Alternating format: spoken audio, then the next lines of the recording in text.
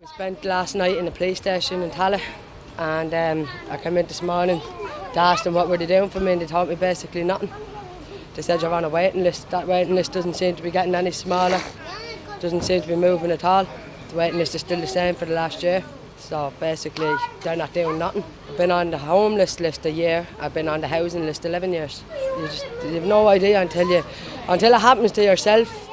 Until you actually go through the whole homeless thing, you'll never know what it's like. Not knowing where your kids are going to be from one night to the next, it's horrible. Waking up next morning and just having to walk out and not knowing even where to go for the day.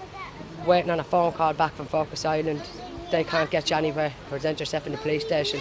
It's horrible. The kids are wrecked, I'm wrecked. Don't even know what school to put my kids into. I don't know nothing. My whole life is on hold. Okay. And the past few weeks, what have you been doing? My little young one has been in hospital, and she was only discharged yesterday morning, and last night they sent us to Tala Police Station to sleep in Tala Police Station after my little girl being discharged from Tala Hospital yesterday morning. And Tala Guard Station, how are the guards? Were they as helpful as they could be? They were as helpful as they could be. There's not much that they could do. They only let you use the waiting area, that was it. Yeah. Do you know what I mean? Like, there was not more that they could do. They couldn't do nothing else for you. Yeah. And in terms of the homeless problem, like, how do you feel about the fact that you're one of those people, like your statistics? Like I said, you'll never know until it happens to yourself, you know what I mean? You always imagine now when you hear about homelessness, you think junkies, you think this, you think that.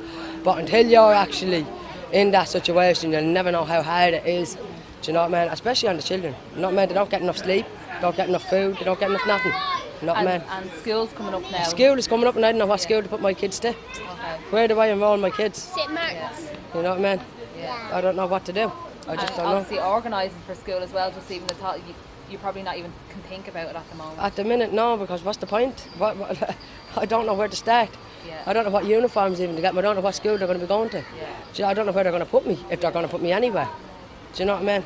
Only for tonight, Dublin City, in our homeless city or whatever, helping homeless. Anthony Flynn, I think is the man's name. He's told me to go in to town today to meet along with him, and he said he might be able to help me for the night. But the council is doing nothing. Yeah. Council is doing absolutely nothing. And what have they told you? Have they told you to get in They touch told me, with? the council told me nothing. They said there's nothing that we can give you, there's nothing that we can offer you until a home comes available. But they said we don't know when that'll be. Could be next month, could be next year, but they don't know. And in terms of emergency accommodation, have they offered you anything Nothing. at all? No, they said self-accommodate. Where are you going to get a hotel room with 7 kids?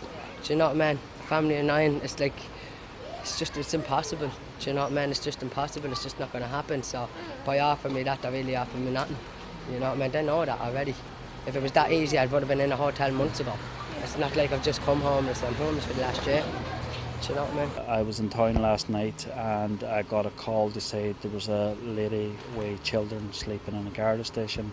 I left town early this morning because I couldn't get her, and I finally found her with the help of Anthony Flynn from the Inner City Helping Homeless.